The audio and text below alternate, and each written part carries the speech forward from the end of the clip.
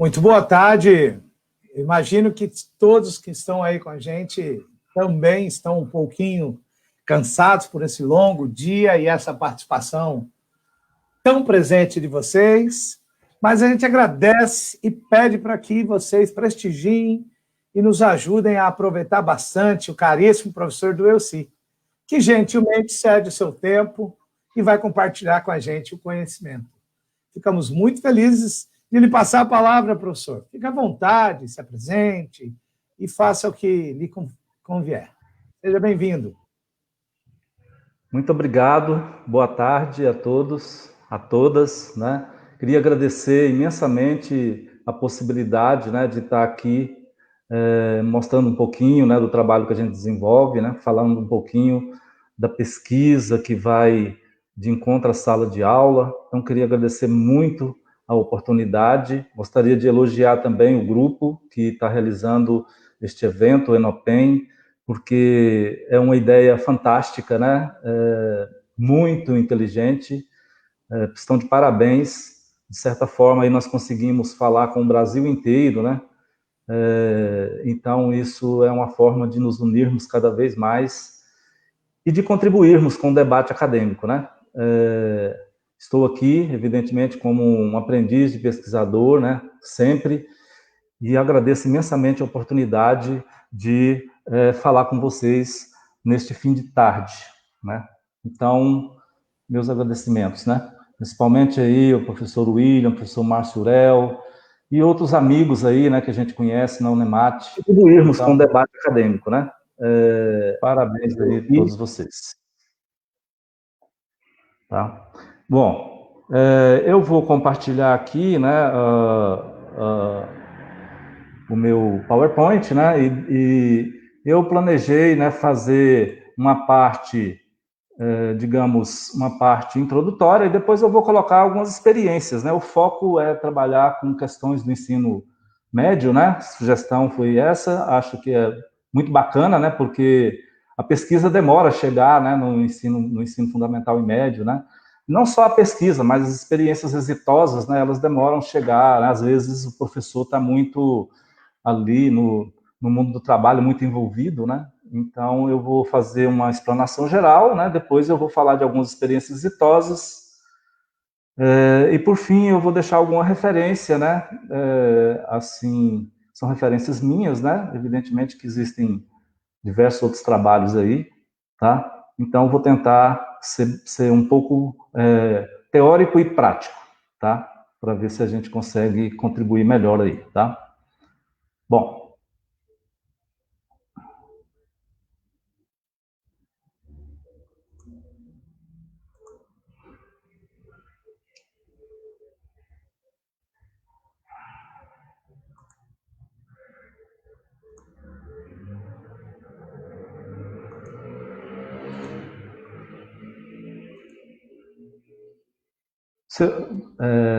William, vê se eu estou compartilhando. Não, né? Não. Sim, professor. Só pode mudar para o slide, sua tela já aparece para a nossa audiência. Certo. Ok, está aparecendo? Só que me confirma. Sim. Ok. Estamos vendo o seu navegador. Obrigado. Então, vou começar aqui a passar os slides, né? Vou esperar um pouquinho. Muito bem, então já fiz meus agradecimentos, né? Realmente uma oportunidade. Professor. Oi. Desculpe incomodar. O Tudo senhor bem. compartilhou a janela? Deixa eu ver, deixa eu interromper aqui e começar novamente.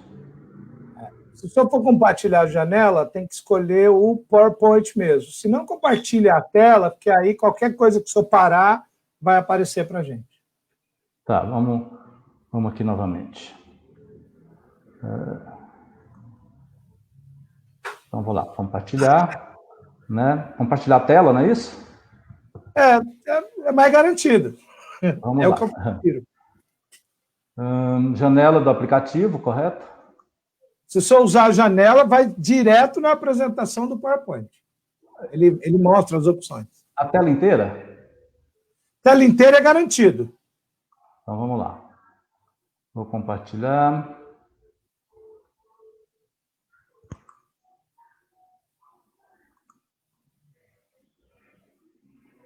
Eu estou com algum problema aqui, viu, William? Não, agora é só o seu clicar no PowerPoint. Já apareceu para mim seu navegador. Apareceu o PowerPoint? Isso, iniciar a apresentação. Apareceu, né? Isso. Muito bom. Então tá bom. Então, meus agradecimentos, né? E vou colocar aqui, né, meus dados, né? Se alguém quiser entrar em contato, se sinta à vontade, tá? Eu sou piolho do WhatsApp, né? E de e-mail, hoje a gente não pode ficar sem olhar isso constantemente, né? Então, o e-mail é do elci.vaza@gmail.com e o contato do WhatsApp é 062-98471-4866, tá? Bom, pessoal, eu vou contar um pouquinho aqui, né, da minha experiência, né, com essa questão de educação matemática e tecnologias, né. Eu fiz a minha graduação em licenciatura em matemática pela PUC Goiás. Posteriormente, eu fiz um mestrado em matemática, né, a gente chama matemática pura, aqui na Universidade Federal de Goiás, e posteriormente eu fiz o meu doutoramento na Unesp de Rio Claro, né, fui orientando o professor Ineu Bicudo, e o meu trabalho de doutoramento foi sobre a questão da influência da matemática sobre a filosofia moderna, e terminei esse doutoramento lá pelos anos de 2008, 2007, 2008, e voltei para Goiânia, e chegando em Goiânia eu me senti um pouco desamparado, né, porque, na verdade, não encontrei muitas pessoas querendo discutir o tema de filosofia e educação matemática, e para a sala de aula, né, eu comecei a pensar num tipo de trabalho que pudesse chamar mais atenção, né, dos alunos, envolver mais os alunos, e eu comecei a fazer um planejamento para trabalhar com a questão da educação matemática e tecnologias, né? Evidentemente que lá em Rio Claro nós temos muitos pesquisadores envolvidos com a questão, né? Marcelo Borba, Miriam Godoy, né? Maltemp, né? Enfim, tem uma quantidade de professores, né? Trabalhando com a questão até hoje. E eu, então, comecei a fazer um planejamento, né? Para compreender melhor a questão da educação matemática e tecnologias, que até aquele momento não tinha sido o foco da minha formação, né? Comecei, portanto, a fazer leituras, né, dos teóricos da área de educação matemática, de tecnologias e também da educação, né, abordando esses temas da matemática, da educação matemática e tecnologias, né. Bom, a questão ela não é tão simples, né, imagino, né, pelo menos a experiência que eu vivi, né, ela não é tão simples, porque ela envolve, né, uma série de questões teóricas, né, com toda certeza. Hoje, por exemplo, nós estamos vivendo um grave problema, né, da questão da educação em geral no período de pandemia, onde os professores, de repente, tiveram que se apropriar das ferramentas, né, tecnológicas, mas, ao mesmo tempo, nós continuamos a realizar, os professores continuam a realizar, na maioria das vezes, um trabalho puramente instrumental, né? Onde você vê uma adaptação, né, da metodologia tradicional para essas experiências, para esses instrumentos, né, melhor dizendo, tecnológicos, né? Então, de certa forma, nós fazemos uma inovação conservadora, né, da questão, e isso é uma questão muito importante a ser investigada, né? Então, diante de tudo isso, né, eu, voltando para Goiânia, voltando nessa questão, eu acabei ingressando, né, em 2 programas de pós-graduação, na PUC Goiás, onde eu atuo no programa de educação, né, no mestrado e no doutorado, e no Instituto Federal de Goiás, onde eu atuo no programa de mestrado, né, agora teremos o doutorado, né, em ensino de ciências e educação matemática. O programa da PUC é um programa acadêmico, né, enquanto que o programa da Universidade, do Instituto Federal é um programa de mestrado e, portanto, agora também um doutorado profissional, né, onde, no final, é preciso que o pesquisador, né, o orientando, produza um produto, né, que esse produto tenha a finalidade de ter um impacto aí na sala de aula das escolas de Goiás, das escolas, enfim, das escolas em geral, né. E dentro desses programas, né, eu migrei também para a área, como aqui no programa de pós-graduação da PUC Goiás, eu entrei na linha de processo pedagógico e teorias da aprendizagem, eu acabei entrando, né, já tinha visto isso lá na Unesp de Rio Claro, com a professora Idânia, né, teoria histórico-cultural, acabei entrando nesta linha, né, que era um desejo meu. Então, hoje eu atuo principalmente com essa linha de pesquisa, que é a teoria histórico-cultural, né, os seus desdobramentos. Hoje eu trabalho muito com um teórico chamado Davidov, né, que a gente chama o aporte teórico dele de ensino desenvolvimental, e a gente está aí dentro desse contexto, né, da teoria desenvolvimental, da teoria da atividade, da teoria do ensino desenvolvimental, né, onde os teóricos principais são esses teóricos russos, né, mas agora também nós temos uma leva de professores, pesquisadores, né, que estão trabalhando fortemente, né, nestas linhas, né. Então, aqui em Goiânia, nós temos o professor Wellington Cedro, né, tem professor do EUSI, que sou eu, professor Libânio, e dentro da PUC eu estou dentro desse grupo de pesquisa que chama, né, Processo Pedagógico de Teorias da Aprendizagem, que é liderado pelo professor Libânio, né. Então, nós trabalhamos dentro desse grupo de pesquisa do professor Libânio, e ainda nós temos o grupo de pesquisa, o Núcleo de Estudos e Pesquisas em Educação Matemática, no Instituto Federal, né, onde nós temos uma quantidade de professores, né, inclusive nós temos em Goiás uma quantidade de professores enorme que fizeram pós-graduação na Unesp de Rio Claro, né. Nós temos o professor Gleno, o professor Luciano, o professor Newton, a professora Adelino, a professora Wanda. Nós temos aí uma grande quantidade de professores, né, que estão atuando aí nesse grupo de pesquisa, tá? Então, a questão, né, da inserção da educação matemática, das tecnologias na educação matemática, né, ela não é, portanto, na minha concepção, uma questão simples, né, mas é um campo investigativo muito importante, né, interessante, tá? Eu diria, né, nas palavras da Ruana Sancho, né, e da Joana Peixoto, são duas teóricas que eu gosto muito, né, que a questão, né, da inserção das tecnologias na educação matemática ou na educação em geral veio mostrar, né, o quão rígido, né, o quão duro é o nosso ensino, né, provocar mudanças nesse ensino, né, é muito, muito complexo, né, devido a concepções, né, muito fortemente enraizadas na educação e que ainda estão presentes, né, nos cursos de formação de professores, né, nos cursos de formação continuada e nas concepções, né, desses professores, portanto, né. Então, acho que é uma questão extremamente complexa, né, não é uma questão simples, porque você tem a questão da formação inicial do professor nos cursos de graduação, né, nós temos os cursos de matemática, né, de licenciatura em matemática, a gente ainda vive muito o dilema, né, entre os matemáticos e os educadores matemáticos, né. Então, nós temos um problema, né, eu creio que as pesquisas ainda indicam isso fortemente, a questão da formação inicial e da formação continuada do professor. A formação continuada do professor anda muito devagar, né, nessas últimas políticas públicas, né. Nós temos também que ressaltar a questão das políticas públicas, né, que voltadas para essa questão da educação matemática e tecnologias, que não foram muito bem sucedidas, né. Eu poderia citar aí algumas políticas públicas, né, o PROUCA, né, Programa Computador por Aluno, o PROINFO, né, Programa de Informática nas Escolas, dentre outros, né. Então, esses programas, né, segundo as investigações, as pesquisas que eu li, né, são programas que fracassaram, né, muito fortemente e deixaram a escola aí com um monte de computadores que se tornaram obsoletos, né. A gente tem isso nas tecnologias se tornam obsoletas muito rapidamente, né.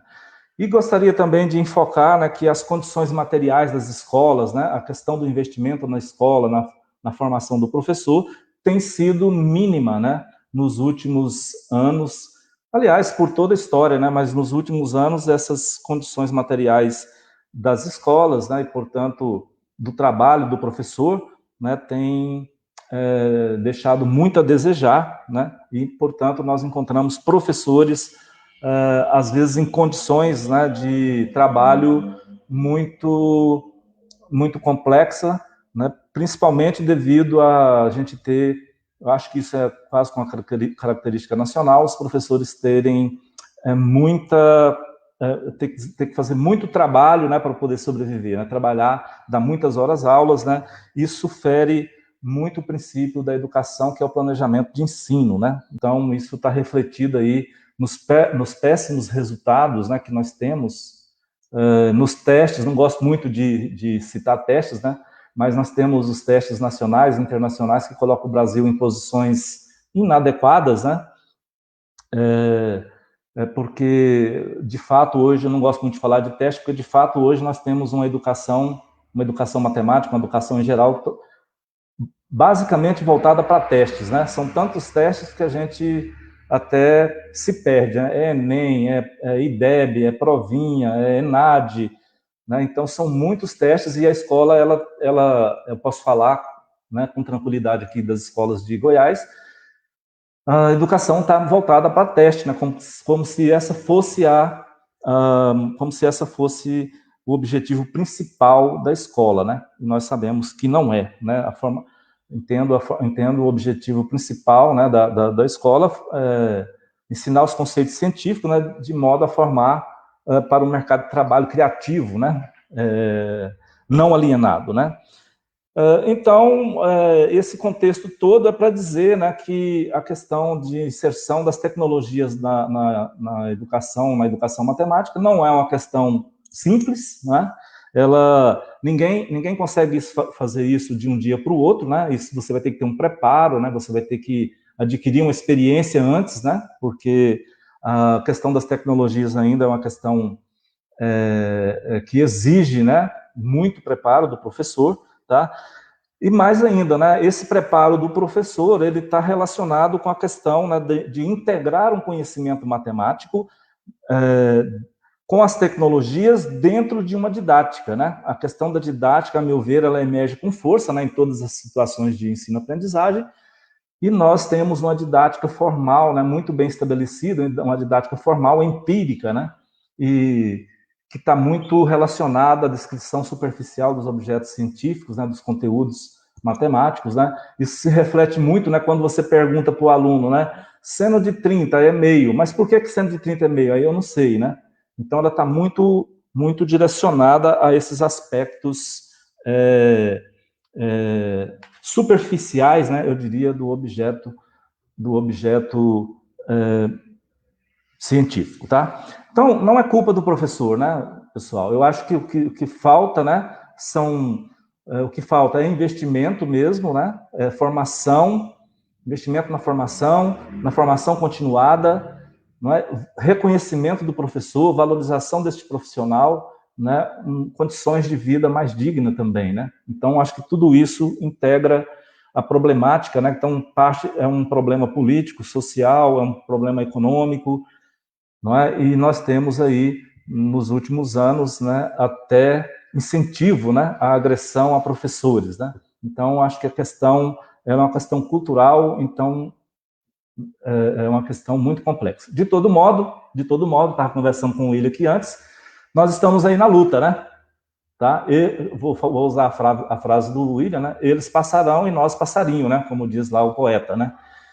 Então, vamos em frente, né? Estamos com um compromisso forte, né, de trabalhar dentro da escola, levando propostas, né, desenvolvendo um trabalho que faz a diferença, né, um trabalho que tem o foco na formação científica do professor, do matemático, do físico, né, de toda a comunidade em geral, tá?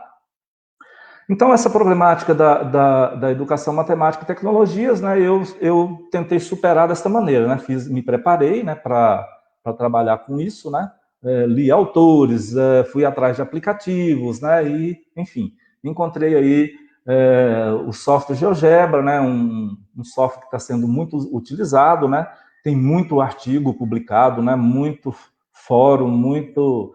O próprio site do GeoGebra, né, é um banco de dados interessantes, né? E aí eu comecei, a partir da leitura desses autores, Ruana Sancho, Ruana Peixoto, Marcelo Borba, Miriam Godoy, Maltempe, né, esses professores aí que têm ampla experiência, né, comecei a pensar sobre essas coisas, né, e comecei a lecionar isso, me propus, né, dentro do curso de matemática, a lecionar a disciplina Tecnologias no Ensino da Matemática, né, quase todo curso de licenciatura em matemática tem essa disciplina, e comecei ali a desenvolver algum trabalho, né, algumas experiências, né, e me transformei nessas experiências também, porque eu tive algumas experiências exitosas que eu vou comentar com vocês mais na frente, e essas experiências realmente elas foram me mostrando o caminho, né? Quer dizer, durante a atividade, né, durante o planejamento, durante as experiências que eu fui realizando na sala de aula, eu fui me transformando, né, e achei a experiência muito bacana e comecei a pensar em levar isso para os alunos, para os colegas professores, né? E nessas experiências exitosas, né, que eu fui desenvolvendo, me deparei aí com a investigação matemática com GeoGebra, né? Fiz essa proposta, né, em um artigo de 2012, foi bem aceito, né? Achei muito interessante, por isso que escrevi esse artigo, escrevi outros artigos sobre o tema, né?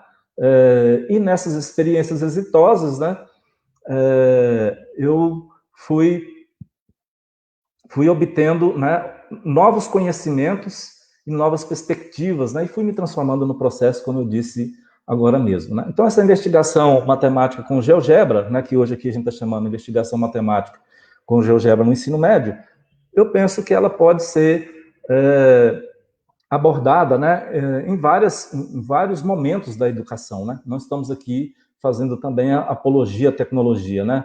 A tecnologia é um elemento importante, né, mas não é tudo, né. Evidentemente que nós temos aí muita coisa para estudar e para complementar essas ideias, né. Então, eu comecei a realizar experiências em sala de aula, né. Evidentemente, pessoal, que eu trabalho, né, preciso fazer essa consideração, eu trabalho num lugar, né, que me oferece totais condições, né, é claro que poderia ser melhor, poderia, mas eu diria que as condições são excelentes, porque a gente tem os laboratórios de ensino, né, de informática, com acesso à internet, nós temos o técnico, né, que atualiza as máquinas constantemente, nós temos vários laboratórios, né, nós temos salas de aulas com poucos alunos, isso é muito importante também para o desenvolvimento de um trabalho adequado, né? Então, isso tudo facilita o meu trabalho. Eu tenho alunos que são, na maioria, são parceiros, são amigos, né?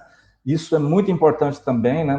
O aluno tá muito pronto e a gente sabe da problemática que está presente aí nas nossas escolas, né? Os problemas sociais, os problemas envolvidos, né, nesse contexto social aí, que são muitos problemas, né?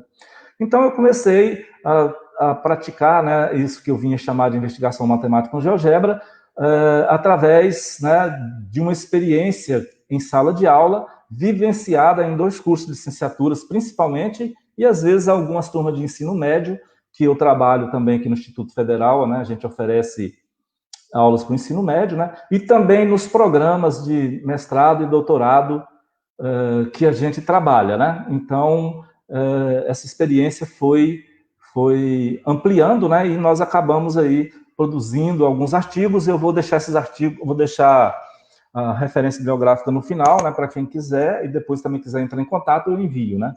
Então, muito importante toda essa experiência, né, para o meu desenvolvimento, né, e eu vejo também que ele teve um impacto importante na vida de muitos alunos, né, de muitos professores.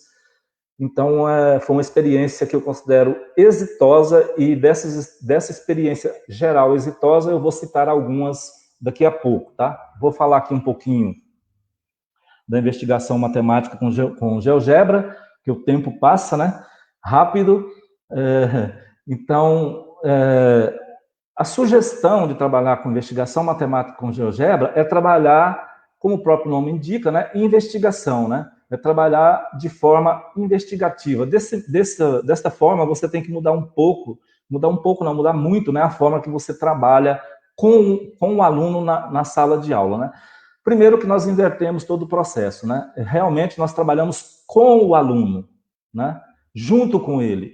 E nós, diferentemente da sala de aula tradicional, né, vamos chamar de tradicional, nós não trabalhamos para o aluno, né? Na sala de aula tradicional, às vezes o professor dá a teoria, né, para o aluno, fornece os exemplos, faz os pede para o aluno resolver o exercício, depois corrige os exercícios, né? Então é um trabalho muito do professor, né? Assim, ele não, o aluno fica um pouco excluído do processo, né? Então essa é uma inversão que eu diria que é importante, é que nesta proposta investigativa o professor trabalha com o aluno, né? O aluno e o professor e os colegas, né? A gente fala que é do interpessoal para o intrapessoal, né? Então vamos compartilhando experiências para que no final isso seja apropriado, né, por cada um, né? Então exige trabalhar de uma forma investigativa. Então, a proposta inicial é elaborar um problema investigativo, tá? Então, por exemplo, eu vou trabalhar com o Teorema de Pitágoras, então eu vou criar um problema investigativo envolvendo o Teorema de Pitágoras. Vou ver se dá tempo de eu abordar esse Teorema de Pitágoras aqui hoje, de uma forma como essa proposta sugere.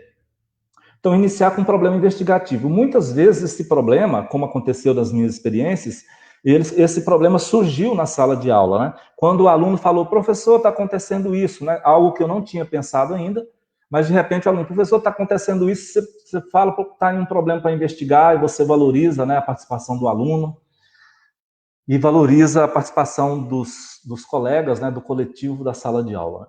Então, começar com um problema investigativo, né? Então, a gente considera o trabalho pedagógico como um trabalho intencional, né? Isso tem que ser tudo planejado, né? Tem que ser vivenciado, né? Tem um objetivo, né? Tem que fazer com que o aluno se aproprie de uma determinada teoria, de um determinado conhecimento, né? De um determinado objeto matemático, né? Então, começar com um problema investigativo, e esse problema investigativo... Na resolução desse problema investigativo, né? Evidentemente, você tem que explicar para o aluno, né, toda a dinâmica, né, que você vai utilizar. Esse problema investigativo, você coloca os alunos para experimentar esse problema investigativo, né? O Ponte, né, na investigação matemática em sala de aula, faz isso muito bem, né? Então, a gente coloca o aluno para viver uma experiência, né? Trabalhar com esse aluno em sala de aula, no laboratório de informática, por exemplo, né? É muito importante que se tenha um laboratório de informática, né? Não estou dizendo que isso não pode ser feito sem um laboratório, mas com o laboratório é muito importante, porque cada aluno, né, vai viver experiência com os colegas e você fica ali, né, orientando, fazendo a mediação.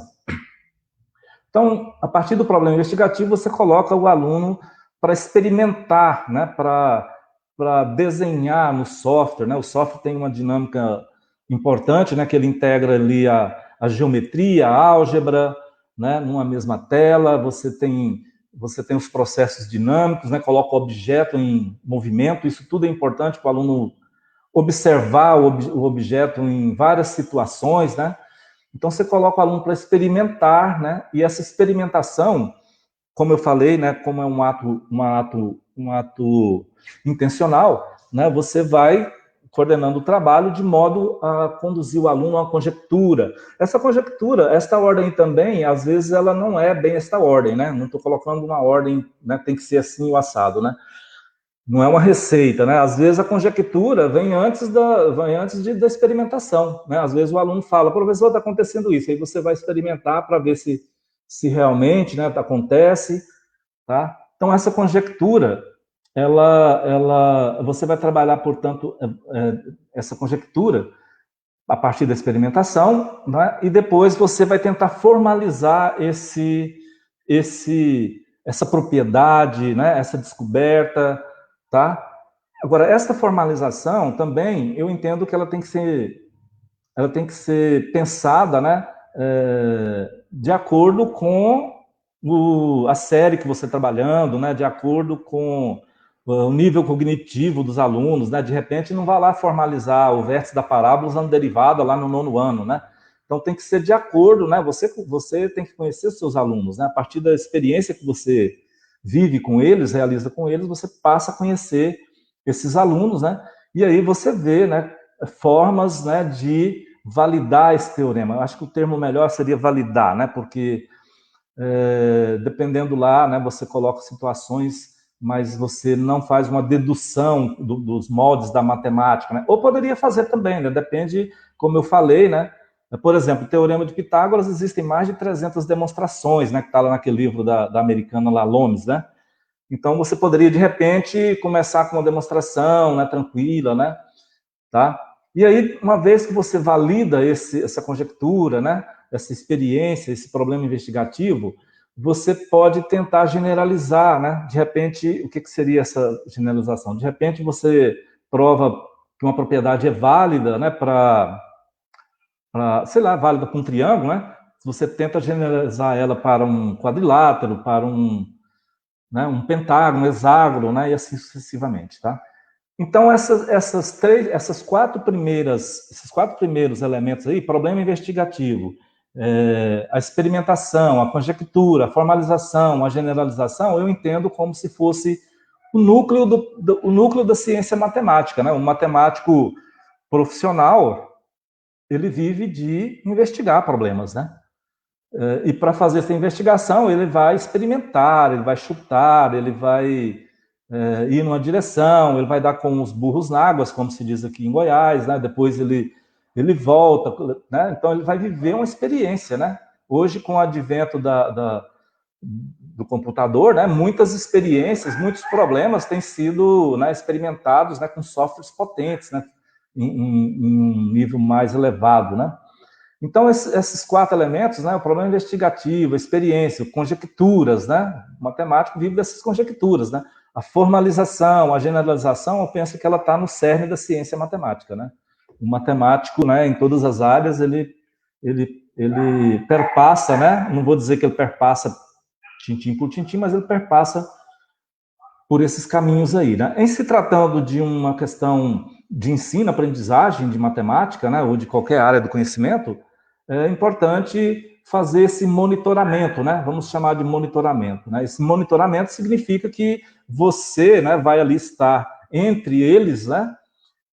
Olhando, né? Você está no laboratório de informática, é claro, você vai mediando, vai vendo a dificuldade dos alunos, né? Pede um para ajudar o outro, enfim, né? O monitoramento significa vamos todos juntos, né? E vamos superando as dificuldades juntos, tá? Vamos trabalhar juntos coletivamente, tá? Então, esse monitoramento é tipo, eu avalio instantaneamente, né? E vejo a dificuldade do aluno e naquele momento eu tento ir adiante, né?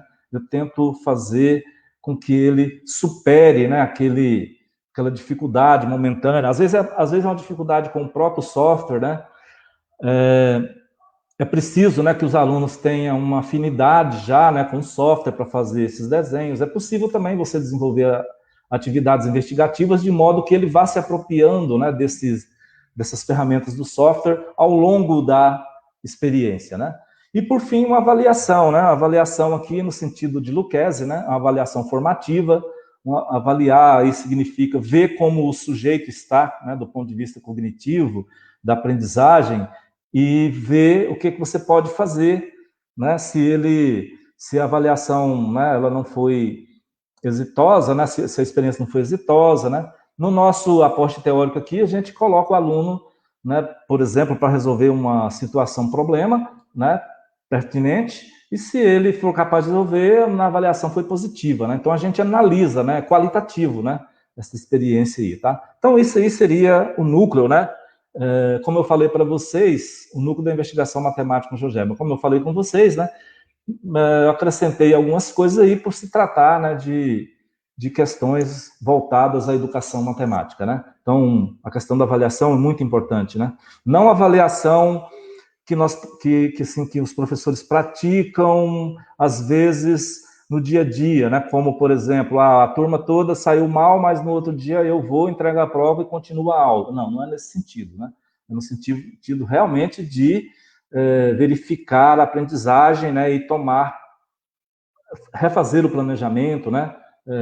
Enfim, tá? No sentido de Lucchesi aí, né? Então, a parte da experiência, né? Seria mais ou menos isso aí que eu falei, né? Você coloca os alunos, né, para usar o software, para trabalhar atividades de matemática, né, que permitem o movimento dos objetos, comparar representações algébricas e geométricas, perceber propriedades, definições. Aconteceu muito numa aula que eu estava desenvolvendo uma experiência matemática numa determinada direção geométrica, né? Eu estava colocando os alunos para resolver uma questão geométrica, investigando um problema geométrico, e aconteceu, né, do aluno perceber outra propriedade algébrica, porque ele estava olhando no campo algébrico, né? Então, a gente tem muito isso, né? Então, você caminha também, certamente, numa zona, né? Não numa zona de conforto, mas numa zona de risco que é rica, né? Que você... Quando o aluno descobre uma propriedade, né, que você não estava esperando, que bom, né? Vamos fazer a investigação, vamos aproveitar a descoberta da propriedade que o aluno percebeu, que eu não tinha percebido, né? Então, é muito interessante. Então, você coloca aí o aluno, né, para experimentar, né, e significa que ele vai, né, pegar esse objeto, vai mexer com ele, vai ver relação de área, relação de...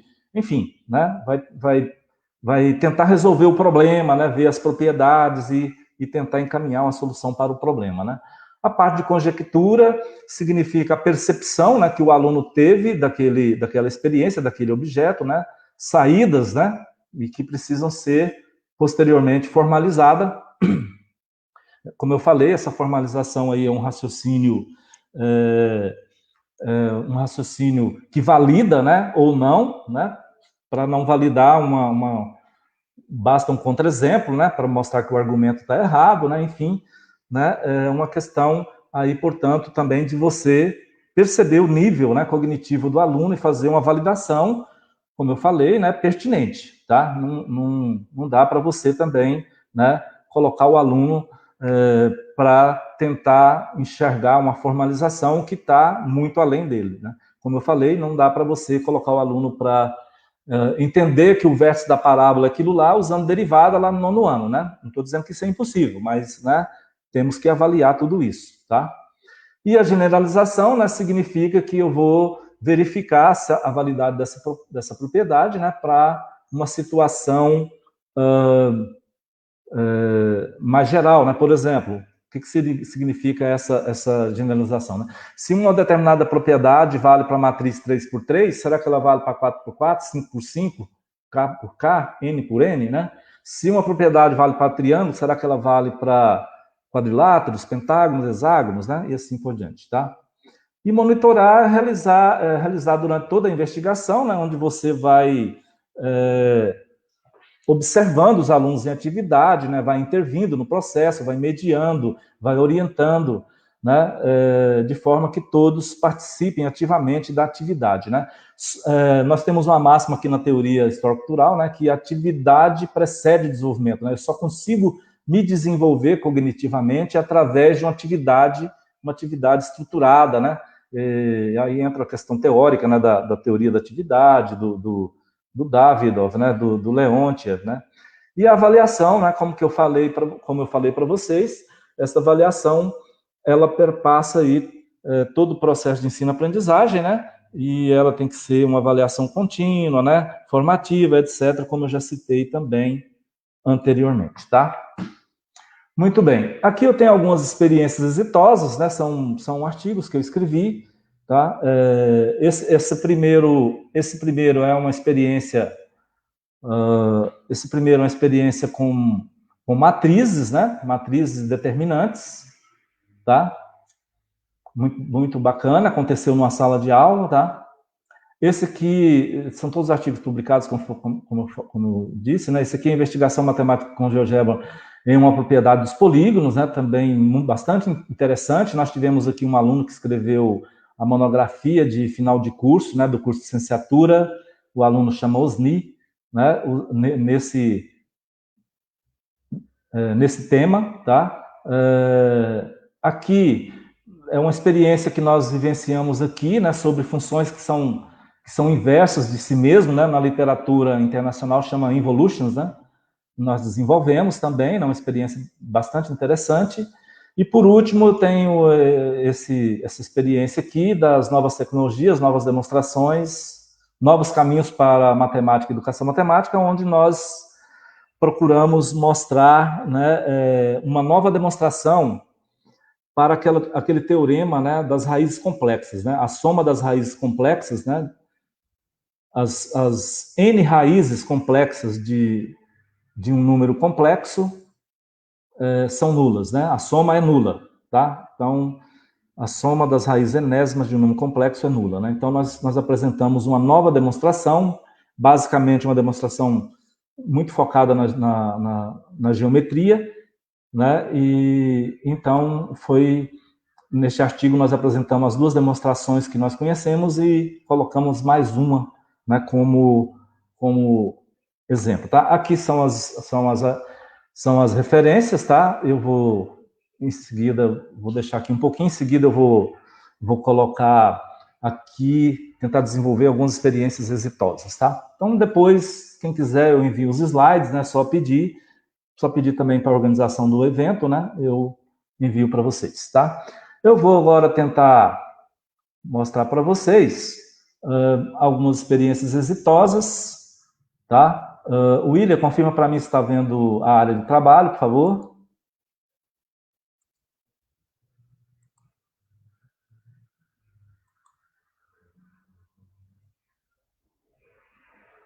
William?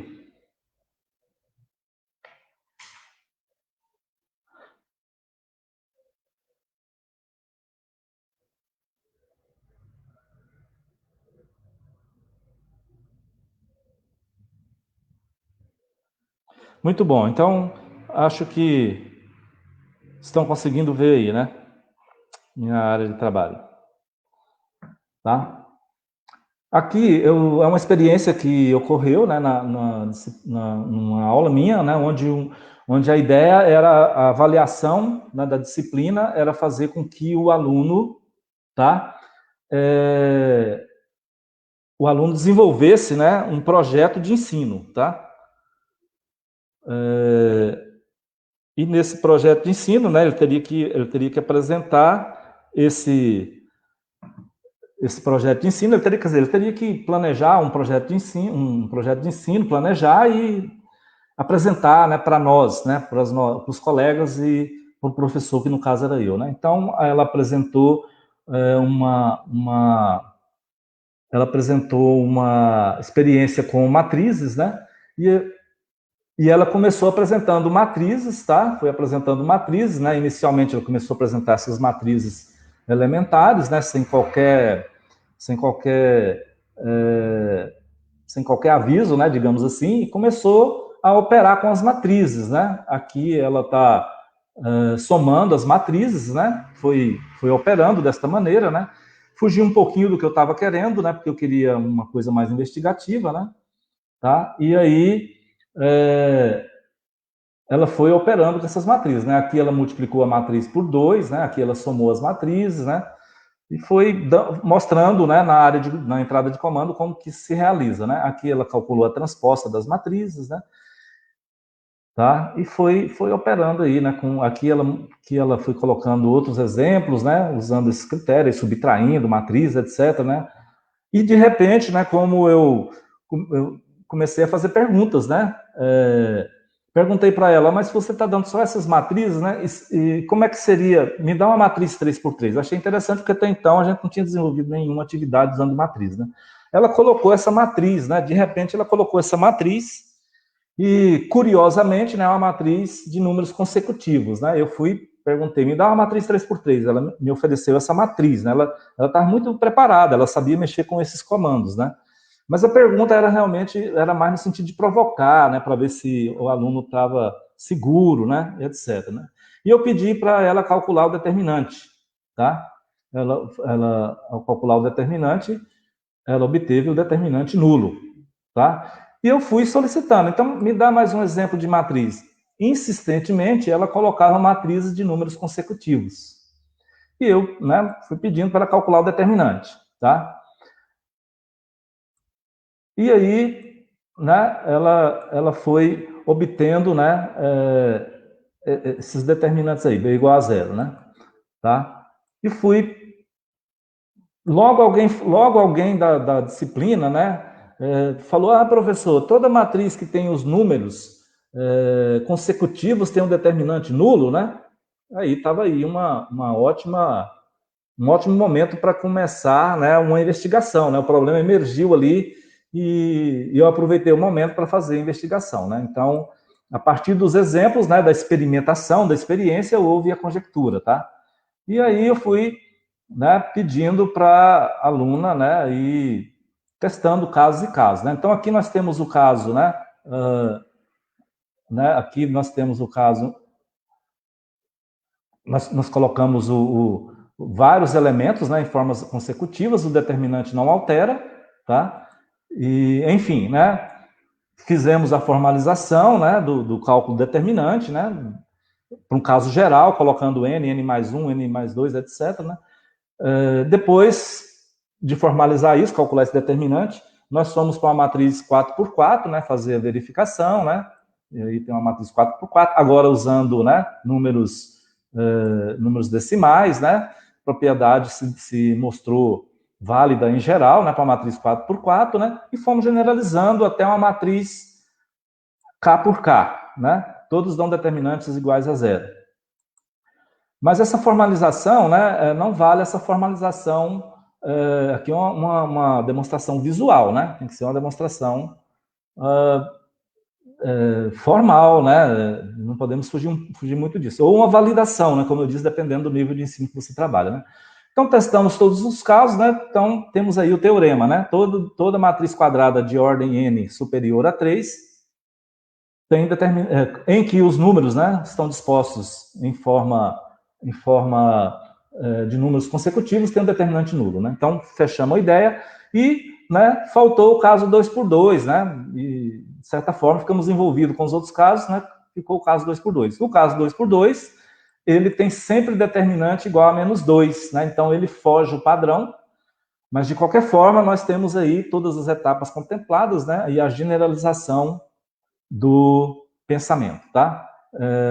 Uma outra experiência que a gente fez, né, foi propriedade dos polígonos, né, onde foi solicitado, né, que provar o seguinte resultado, né? Isso era uma atividade que era para ser colocada num evento, né, apresentada num evento, e que dizia o seguinte, né, dado um triângulo qualquer, traçar os vetores, né, que sai do vértice ao ponto médio do lado oposto, no caso aqui são 3 vetores, né, provar que a soma desses vetores é nula, né? Então, aqui nós usamos as ferramentas, né, do GeoGebra para fazer isso, né?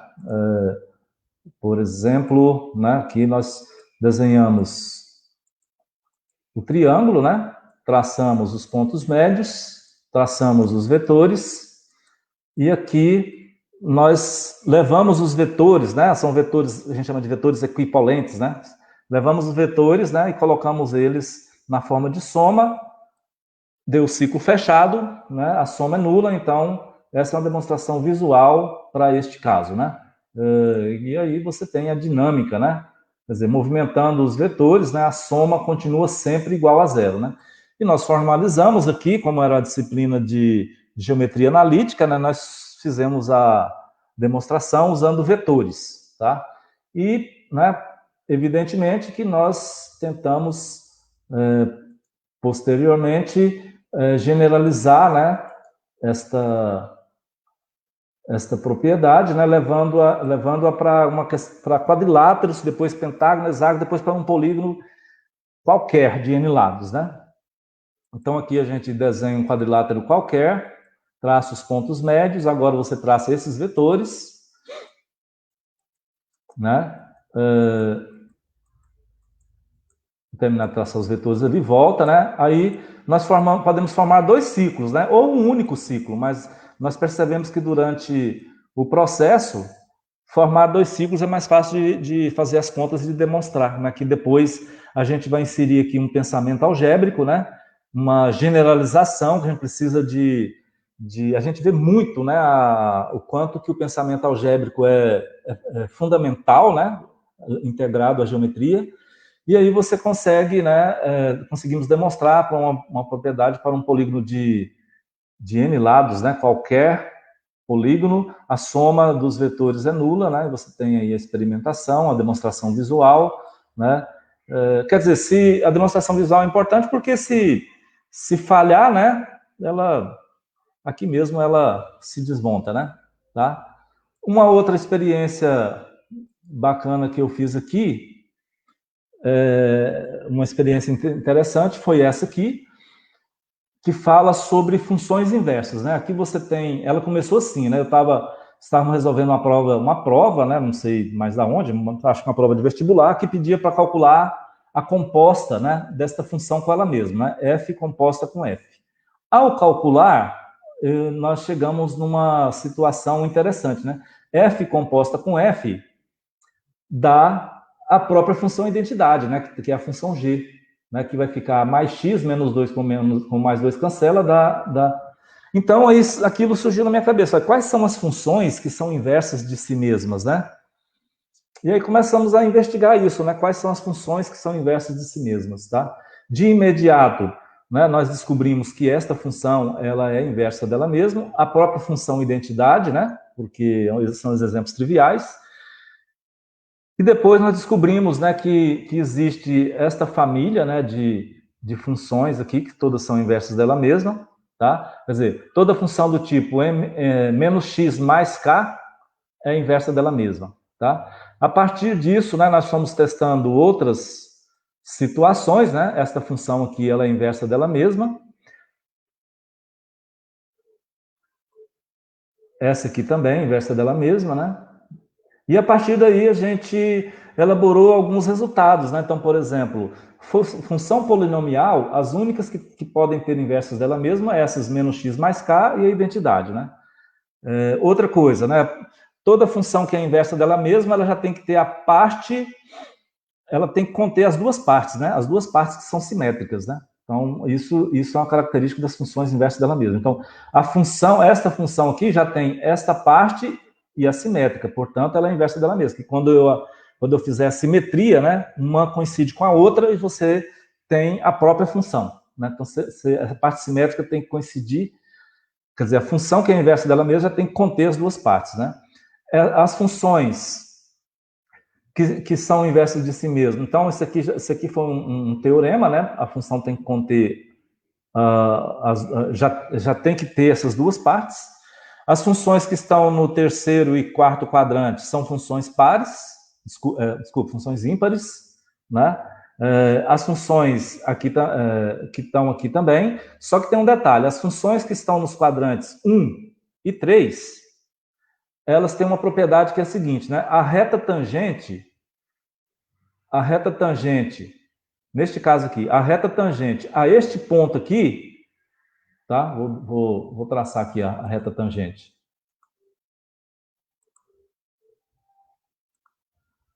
Vou calcular a intersecção e vou calcular a reta tangente.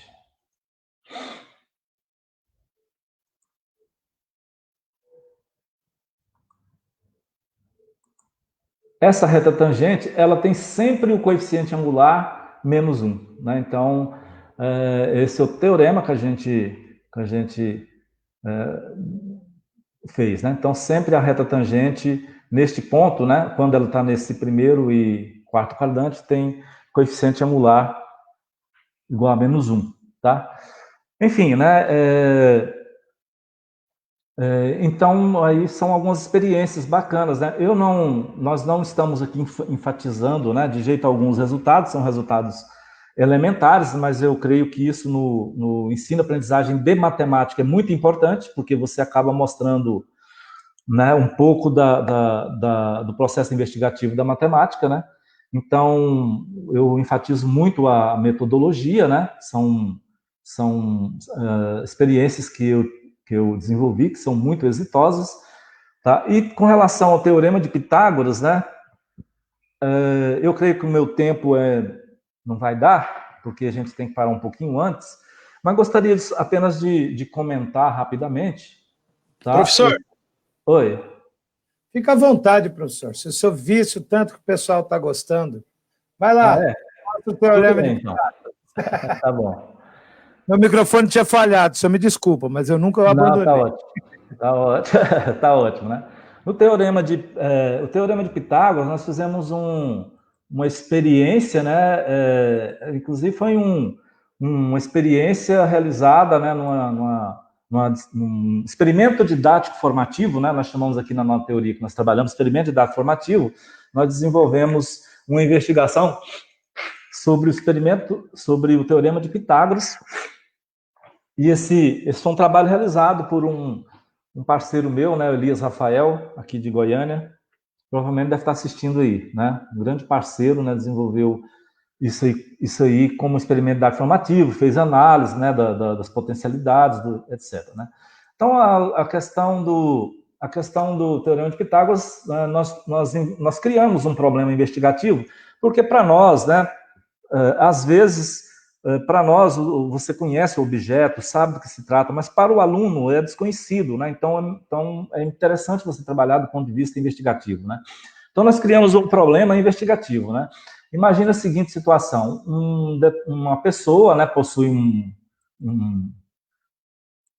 um terreno, né, e essa pessoa, ela quer trabalhar, quer construir casas nesse terreno, 3 casas nesse terreno, de modo que tem uma área de lazer triangular, né? E ele exige do arquiteto que, né, provavelmente esse cara era um matemático, né? Ele exige do arquiteto que esse arquiteto construa as casas, né, usando polígonos regulares, mas de modo que isso aqui vai ser uma parede, né, da casa, né? Vai ser de modo que a área construída, a área do polígono construída sobre um dos lados é igual à soma das áreas construídas sobre os 2 lados, né? Então, ele certamente, né, vai exigir, né, nesse problema investigativo, que o arquiteto tenha aí o conhecimento, né, matemático, portanto, evidentemente, nesse caso aí, do teorema de Pitágoras, né? Então, a ideia é Deixa eu refazer aqui. A ideia, então, é colocar os alunos em atividade. Então, inicialmente, eu desenho aqui, eu vou colocar N aqui para já fazer, porque o tempo é curto, né? Eu vou colocar N igual a 4 aqui. Vamos lá. Então, ele constrói aqui, né, 2 polígonos regulares, né? Quer dizer, ele vai viver a experiência primeiro, né? Vai experimentar aqui para ver o que acontece. Então, você parte do problema investigativo, e a partir disso você vai, né? Isso aqui seria, portanto, né, uma proposta, né, de investigação em que o arquiteto, né, ele quer que alguma dessa área, né, seja igual à soma das outras. Qualquer uma, não importa, né? Vamos tentar fazer com que o polígono 1, quer dizer, ele quer que a área do polígono 1, então, seja igual à soma do polígono 2 e do polígono 3, né? Então, o professor vai orientando aí o aluno, né? Polígono 2 mais polígono 3, né? Vou definir isso aqui como sendo S, uma soma, tá? E, bom, não sei se eu errei aqui, vou refazer aqui. Errei, vou colocar aqui S igual a polígono 2 mais polígono 3.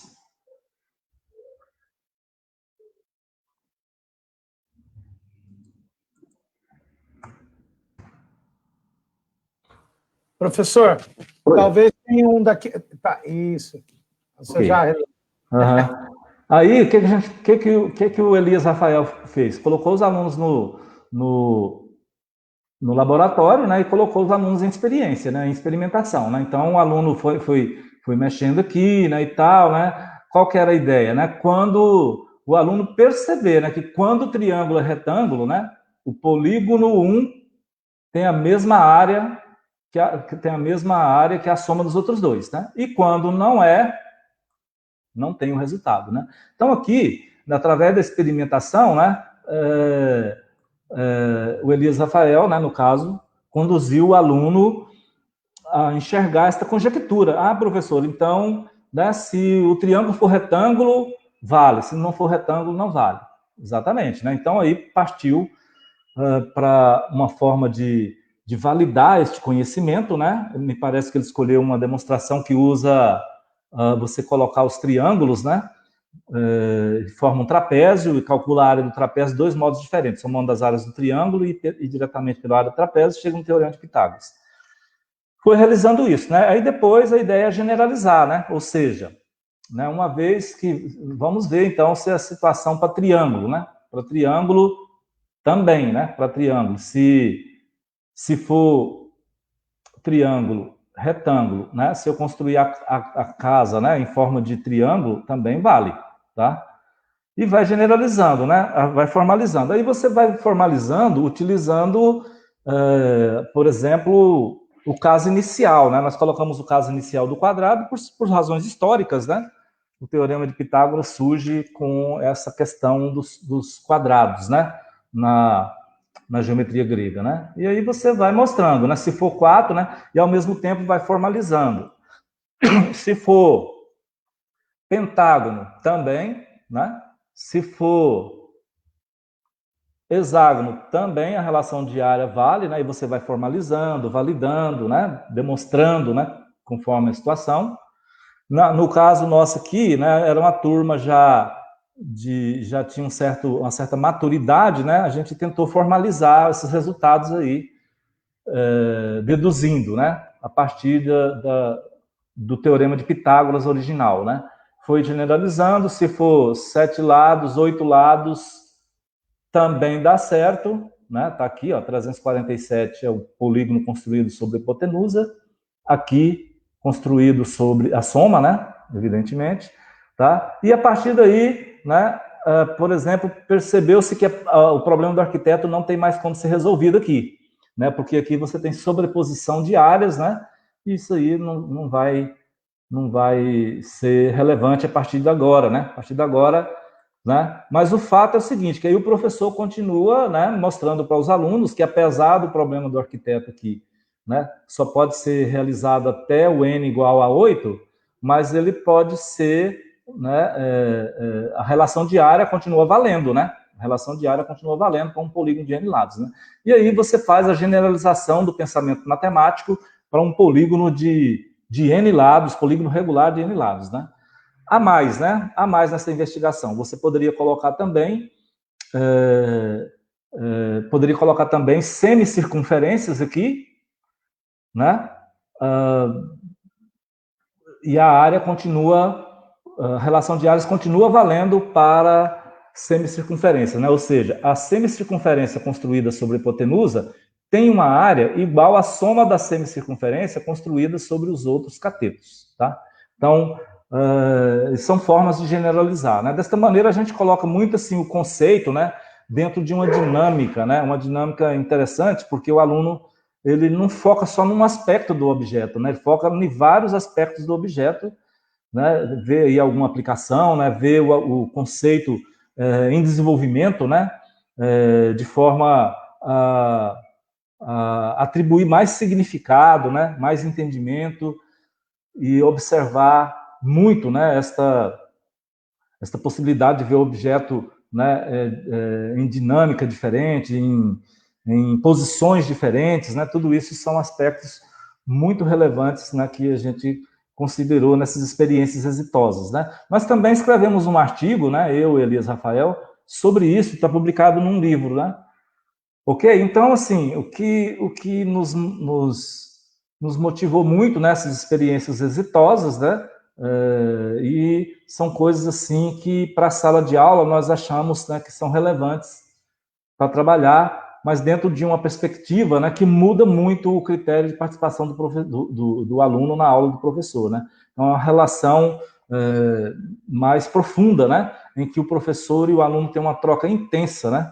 Afinal, né, o professor é o mediador do processo justamente porque ele tem um conhecimento científico, ele tem uma experiência de vida, e o escolar só vai adiante se ele tiver a ajuda de alguém mais experiente, né? Imagina todos nós se fôssemos fazer um curso de cálculo 1 pela primeira vez, sozinho em casa, pegando livro, estudando sozinho em casa. Não vou dizer que a gente não vá adiante, mas o nosso desenvolvimento seria lento, né? Muito mais lento, né? E com o professor, né, você adianta, porque ele vai atuar aí na sua zona de desenvolvimento proximal, transformando essas zonas de desenvolvimento proximal em zona de desenvolvimento real, né? Então, é muito importante a parceria aí do professor, do aluno, né? Como eu falei, meus amigos, não é complicado, né? Mas a gente sabe das dificuldades que os professores passam, né? Vamos falar atravessam, né? Esperando que isso, né? Que nós temos aí um futuro exitoso, né? Também com relação à educação matemática, né? Então, essas questões, né, pessoal, para finalizar minha fala aqui, essas questões são questões políticas, né? Veja que interessante, né, para finalizar minha fala, né? Nós temos um grupo no Brasil, né, nós temos essa discrepância muito grande, né? Nós temos um grupo de pesquisadores na área de matemática pura, né, que está aí nos grupos está dentro aí dos grupos dos cinco países mais potentes em pesquisas matemáticas, né? Por outro lado, nós temos uma educação matemática ainda muito longe, né, da educação aí de países, né, que têm um forte compromisso com isso, né? Essa discrepância, a meu ver, ela é simplesmente uma discrepância política, né? O que está faltando? Investimento na formação do professor, valorização do professor, né? Voltamos ao velho discurso, tá? Então, vou finalizar, né? Temos aí um tempinho, né? Para qualquer eventualidade aí, qualquer participação, qualquer pergunta. Gostaria, né? Antes de passar a palavra para o William, de agradecer imensamente essa oportunidade, né? Estou disponível, né? Para recíproca é verdadeira, né? Estou disponível para ajudá-los também, tá? E quero agradecer muito mesmo a possibilidade de ter desenvolvido aqui esse trabalho com vocês. Estou à disposição nos meus contatos ali que eu deixei no início, né? É só procurar nas redes sociais do Elci Vaz e entrar em contato, né? Quem quiser trocar alguma ideia, tá? Então, muito obrigado e vou passar a palavra para o mediador. Professor, tudo bem? Está me ouvindo? Ouvindo bem. Bom, se o senhor quiser vir para essa tela do StreamYard aí, eu gostaria que o senhor visse os diversos elogios, né? A Leila Gambetta Giotto aqui acaba de agradecer pelo seu compartilhamento de conhecimentos. A Noêmia Senzak diz simplesmente parabéns. Tiago Perosa, grande amigo, Tiago, aquele abraço. Não perde, passar vergonha. Está dizendo aí, ó, show, parabéns. Eu sou suspeito, professor. Se eu mostrar o GeoGebra e eu disser para você que não gostei, é algum problema que eu tenho, pessoal. Eu sou um entusiasta também do GeoGebra. Então, foi muito bom que eu tenha insistido, porque ia perder uma oportunidade ímpar, né? Ou como eu aprendi outro dia, a oportunidade é tão boa que é ímpar e par. Foi muito bom. E aí temos aí, ó, a Marciele também agradecendo. Uhum. Bom, se eu ficar nos agradecimentos pelo hábito que eu tenho aqui, dado a qualidade de todos que têm até agora nos ofertado seu tempo e conhecimento, a gente não fala de outras coisas. Vamos às perguntas, tudo bem? Tudo bem. Olha, eu estou procurando, só fica paciente, porque o povo comenta e esse trem fica grande. Sim. Diz lá no tal de Minas, é o trem grande. Verdade. Tinha uma parte, professor, no momento que o senhor discutiu das matrizes, eu guardei a pergunta, mas meio que me perdi. Ele pergunta se o senhor estendeu, só paciência, o exemplo para matrizes de ordem 4, mas eu vou achar o texto. Sim. Nós estendemos para matriz de ordem 3, 4, 5, a matriz de ordem N, tá? Até a matriz, depois a matriz 2 por 2, que o resultado é diferente, né? Que o determinante dá sempre menos 2, mas nós generalizamos todos os casos, né? Esse é um teorema criado em sala de aula, um teorema elementar, né? Mas eu não conhecia, né? E a aluna surgiu, né? Foi muito bom, muito interessante. Uma atividade investigativa muito importante, né? Então, Eduardo, quem fez a pergunta foi o Eduardo Santos. Eduardo, você queria fazer uma pergunta em sequência a essa? Bom, cabe eu só ver aqui o Edimaldo, além de dizer parabéns por estimular a curiosidade e a criatividade dos alunos. por meio da investigação, comenta: respostas acabadas não geram conhecimento. O senhor concorda? Claro, né? Eu acho que uma coisa que é muito interessante, né, realmente o processo, né, quando o aluno participa efetivamente do processo, né, ele se apropria mais do objeto, portanto, ele tem possibilidades, né, de as suas ações mentais ficam enriquecidas e tem mais possibilidade de ação, né, de ação mental, né. Então, extremamente importante, né. Bom, temos uma outra questão aqui. A Mariane Oliveira pergunta: o senhor já trabalhou resolução de sistemas de maneira geométrica no GeoGebra? Já trabalhei, muito interessante, né, para você mostrar ali a integração, né, entre sistemas de solução única, sistema sem solução, né, sistema impossível, e sistemas com infinitas soluções, né. Você vai mostrando ali nas equações e vai ajustando e mostrando o paralelismo, né, das retas, as retas concorrentes, as retas coincidentes. Então, muito bacana isso aí. Muito bacana. Perfeito. Professor, o senhor conhece o Itamar Rodrigues de Melo? Demais, demais. Meu amigo, estudou comigo, amigo de infância. Ele está aí. Tem me acompanhado muito aí. Aí me chamou de neném. Você viu, né? Amigo, Muito, muito, muito. Um abraço, Itamar. Muito bom. Temos aqui, Que beleza. prestígio a mais uma dessas instituições federais de ensino. Olha aí. São fantásticas. A Maciele registrando que foi aluna. Provavelmente. Muito obrigado, Maciele, pelo prestígio, viu? Um abraço. Então, vou gastar um pouquinho aqui. Olha só, a Cléo, minha amiga também, aqui da Unemate, nossa mestre, está dizendo parabéns. Muito obrigado. Está encantada. Essa é exigente. Gostou, ela é mesmo? Ó, muito bem. E aí temos a Selma, a Braiana, a Ligiane também, a gente manda aí um grande abraço. Um abraço a todos, a todas. É que fica aqui. Elis Rafael aí, ó, meu orientando de mestrado, novamente aí me prestigiando. Nossa, isso é muito bom. Rafael Souza. Aqui, o Itamar está dando uma perguntada se o senhor já investigou em 3 dimensões.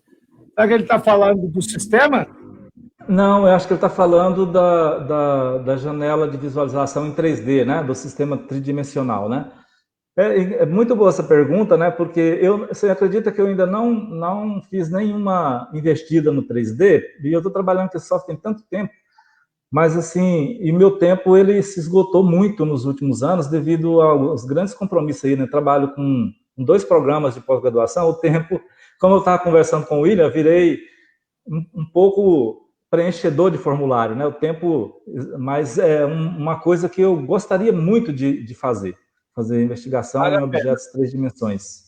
Aliás, desculpe, eu estou começando agora com a orientanda com a orientanda Heloísa, lá do Instituto Federal da FASEM, desculpe, do Instituto Federal lá de Uruaçu, nós vamos fazer uma investigação sobre a formação de conceitos de volumes, né? Então, provavelmente vamos usar as ferramentas em 3D, né? Mas até o momento ainda não.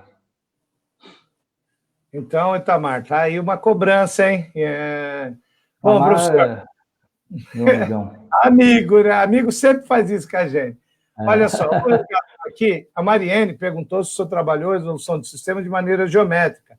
Mas só que logo em seguida, eu não tinha visto, ela falou aqui sistema de equações algébricas. E corrigiu, né? Desculpa, tentei comentar. Então, eu acredito que ela esteja perguntando se o senhor já resolveu os sistemas de modo algébrico. Sim, já desenvolvi muitas atividades com relação a isso. Em 3D, né, dá para você também fazer sistemas, né, de 3 variáveis, né? Muito bacana. Bom, só para tentar contribuir, Mariane, tem uma coisa chamada janela CAS, que é um cálculo algébrico simbólico. Ele faria esse serviço aí. Você monta o conjunto de equações e resolve nas variáveis que estão dentro das equações. como tudo, né, há limites, há cuidados, mas é muito interessante. Tá? Agora vamos ver aqui um comentário, tá? Xenerri, participante Cotumaz, muito feliz com sua presença, companheira. Ela diz que utilizou o GeoGebra no celular para estudar funções com os alunos e adora as possibilidades desse software. Ela espera aprender mais para melhorar minhas aulas. Muito bom o curso, estou adorando. O senhor teria aí alguma sugestão para que ela tivesse a oportunidade de continuar nessa aprendizagem, professor? Olha, o que eu oriento é o seguinte, sabe? Você se transforma no processo, sabe? Vai experimentando, vai investigando, né? E vai embora. Eu não realizei experiências com celular, né? Mas a gente tem notícia já de algumas pessoas fazendo isso. Mas eu acho que é o seguinte, a gente tem que mergulhar no processo, sabe? Mergulhar na atividade, você se transforma nele, né? Nela. Bom, eu vou fazer aqui, eu aprendi com um edutuber, o professor Aquino, não sei se você conhece. Conheço mais. Conhece? Conheço. LCM Aquino, né? É uma figura muito importante para a gente. Não pessoalmente, né? Mas conheço pelo YouTube. Então, ó, eu estou passando aí embaixo, pessoal. Acesse o geogebra.com.br. É um site onde nós temos vários vídeos, vários materiais. Em geral, publicamos um edital. Né? Esse ano não foi normal, fizemos uma edição do curso de GeoGebra, a 17ª edição, não fizemos a 18ª, porque estamos fazendo uma edição avançada, só com os moderadores. Aí, ano que vem, em fevereiro, já vem aí novas edições do curso. E aí, se a pessoa já tiver consumido ou não tiver gostado do que viu ali nos vídeos e textos desse site, tá? Vá ao canal Hoje GeoGebra no YouTube e aguarde também o edital dos cursos. Se não tiver outra oportunidade, eu lhe garanto, há muita gente que recomenda este curso. Tá bom? Mariane diz obrigada. Não há de quê, Mariane. O prazer é nosso. A Cláudia está de novo aqui feliz, agradecendo. Xenerri. Tem um amigo aqui, o Itamar, ele fez um comentário que eu acho importante a gente anotar, professor. Ótima oportunidade para começar uma linha de pesquisa. Esse é muito amigo, hein? Ele está jogando a bola para fazer um gol de bicicleta. Obrigado, Itamar, então, pela participação. Obrigado mesmo, Itamar.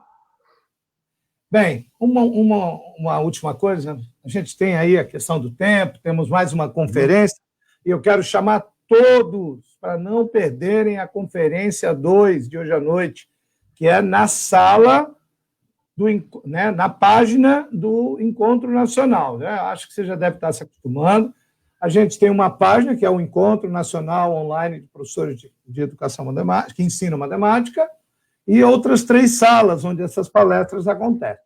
A conferência, ao fim do dia de ontem, hoje e amanhã, é na sala do Enopem. Não perca, hoje nós temos o professor Carlos Matias, com a matemática humanista. Para a gente que está aí na educação básica, naqueles locais onde é muito pior a ausência de políticas públicas efetivas, será uma boa conversa. Né? Como a gente costuma dizer aqui entre os amigos, aquece o coraçãozinho. Vai lá, tá bom? Ele vai discutir um pouco sobre a BNCC, das proposições e críticas. Mas para falar, a Mariane está falando que trabalhou com GeoGebra, mas tem pouca experiência.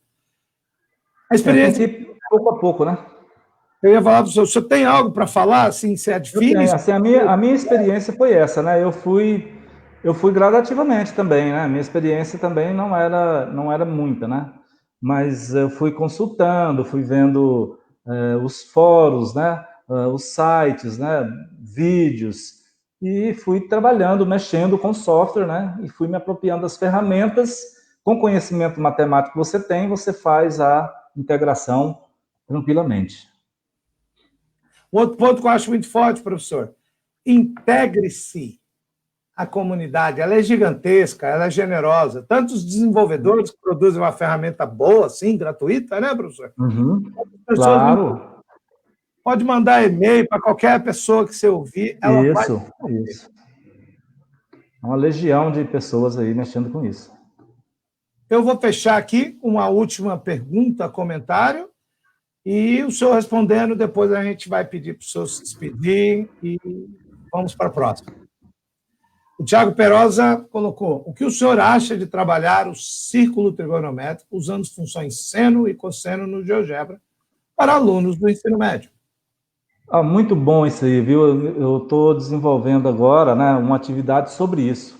Muito bom, né? Você coloca ali, né, o ponto para percorrer o ciclo, né? Determina a projeção sobre o eixo X para determinar o cosseno, e ao mesmo tempo você coloca a função no plano cartesiano, né? Então, à medida que ele vai percorrendo de uma forma dinâmica, muito bom. Ali você pode trabalhar o período, amplitude, um monte de propriedade das funções você pode trabalhar ali, né? Então, é fantástico essa experiência aí, viu? Muito legal. E o aluno começa a perceber, né? Aliás, começa a perceber, não, percebe melhor essa relação, né, dos valores das funções trigonométricas no ciclo e no plano, né? Então, é uma boa ideia. Eu vou falar para o Tiago, procura um texto, Tiago, do Humberto Bortolossi. Você toca música com as funções trigonométricas, né? Não são músicas, são sons, exatamente porque são periódicas, né, professor? E são simples, são bem convidativas ao estudante ter mais visões sobre esses aspectos tão abstratos que são as funções trigonométricas. Bem, estamos indo ao final, vou marcar aqui, então, a Mariene Oliveira Plaudino, a Maria Helena Bacara, estou quase me sentindo íntimo, que as pessoas estão comigo aqui o dia todo também, é uma coisa fantástica. Muito obrigado, veja aqui a Elaine Hoffmann agradecendo, dizendo que é excelente. Professor, por favor, sinta-se à vontade, despeça-se. Muito bom, eu queria agradecer a oportunidade, né, e parabenizar também pela grande ideia, né, ideia fantástica, e estou à disposição, agradeço imensamente a sua mediação, né, o Márcio, que me convidou, né, espero ter contribuído para o debate, né, aqui é uma coisa muito, muito rápida, né, estou disponível para eventuais dúvidas ou debates ou conversas, né, só me procurar nas redes sociais, tá? Então, queria enviar para vocês aí um grande abraço, tá? Espero encontrar você e o grupo aí em uma outra oportunidade. Então, um grande abraço, muito obrigado. É isso, meu professor. Eu é que agradeço sua participação e contribuição. Certamente ela será no sentido de semear, tanto pela curiosidade quanto pela genialidade da apresentação. Desejo-lhe um bom descanso e convido-lhe para a conferência. Pessoal, grande abraço. Um abraço. Obrigado. Tchau.